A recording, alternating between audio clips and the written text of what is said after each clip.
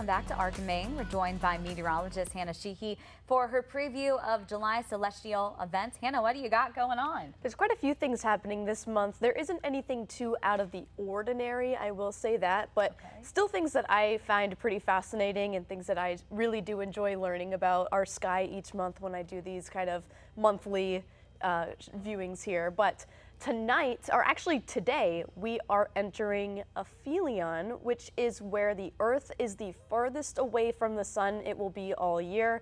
It kind of fluctuates the date every single year, but it's either on the 3rd, 4th, 5th, or 6th each year in July, where we are now over 94 million miles away from the sun currently.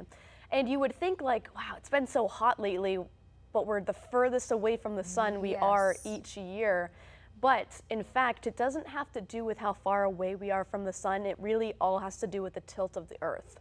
So North America, of course, I won't go into this too far, but North America is tilted closer to the sun right now, whereas South America, or the southern hemisphere, is tilted away. So they're in their winter, we're in our summer. And by early January, we will be entering perihelion, which we do every single year.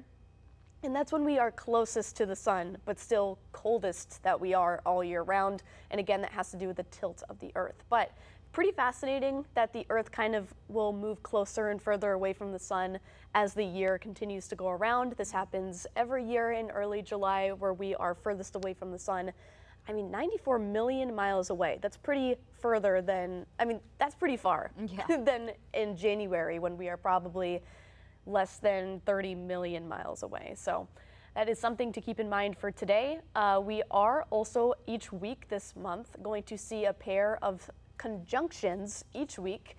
July 7th, which is tomorrow, we're seeing the Moon and Saturn conjunction. On July 11th, Moon and Mars. The 17th, Moon and Venus. And on the 29th, we'll have a solar conjunction, which means a full moon will appear very close to Jupiter. And a conjunction means that these planets are appearing very close together. They're not actually close together. Of course, Venus and Mars and Saturn are much further away than our moon, but they will appear close together because they're becoming more aligned in their paths. So that is what's happening each week this month. But I was like thinking last week, going, why are we seeing so many this month in particular? But I learned that this happens pretty frequently each month. And it's because our moon moves so quickly around our Earth, and they just happen to appear very close to these planets. And I learned that these planets you actually most likely will see better with the naked eye than with a telescope. Just because they're going to appear just far enough away that it's not going to be in the full view of your telescope, both planets together. I see. So it's easier to see with the naked eye, especially on clear nights. Those planets are going to appear very bright in our sky. And again, these are apparent alignments. They're not actually close together, but they appear very close together. So we also have a full moon this month, of course. We are entering the buck moon, which is on July 29th. And this is the full moon that corresponds with the time that male deer are regrowing their antlers. So I love all the different kinds of full moons that we have, and they got named hundreds of years ago.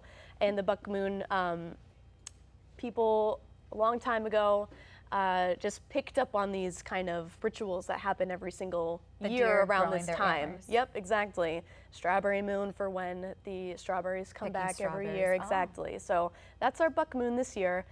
And that's pretty much all that's happening in July. There will be some more meteor showers later this year, I believe in August and December, that will be pretty eye-catching. But I saw a planet conjunction last month in June. I believe it was Saturn and Jupiter, and it was beautiful. Just very close together then. Very close together and really bright. So I'm excited to see these planet conjunctions. There's one tomorrow again. So I think that's going to be exciting. Yeah, and here's the best part. You don't have to spend hundreds of dollars on a telescope. You just see it right with your naked eyes. Those are the best ones, right? Yeah, exactly. Hey, I learned something new, Hannah. Yep. If you have any weather-related questions you'd like to ask, just scan the QR code on your screen and click on Weather Authority. There you can leave us a question and you might just see them answered on air.